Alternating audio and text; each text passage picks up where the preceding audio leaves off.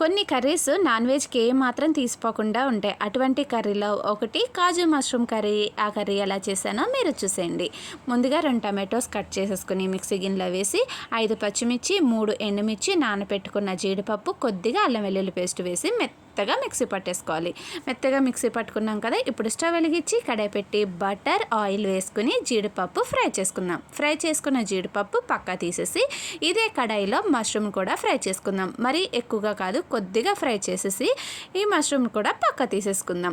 ఇవి పక్క తీసేసిన తర్వాత ఇదే కడాయిలో కొద్దిగా బటర్ వేసుకుని 1 స్పూన్ షాజీరా వేసి ఫ్రై చేసుకుందాం. తర్వాత సన్నగా తరిగిన ఉల్లిపాయ ముక్కలు కూడా వేసుకుని బాగా ఫ్రై చేసుకుని ఇందులోకి రుచికి సరిపడగా ఉప్పు, కారపొడి, ధనియాల పొడి, జీలకర్ర పొడి, గరం మసాలా పౌడర్ వేసి మసాలాలన్నీ ఉల్లిపాయలతో పాటు ఫ్రై చేసుకుని ఇప్పుడు ఇందులోకి ముందుగా రెడీ చేసుకున్న టమాటో పేస్ట్ కూడా వేసి ఆయిల్ పైకి తేలేంత వరకు, టమాటో పచ్చివాసన పోయేంత వరకు ఫ్రై చేసుకుని అప్పుడు ఇందులోకి గ్రేవీకి సరిపడగా వాటర్ యాడ్ చేసుకుందాం.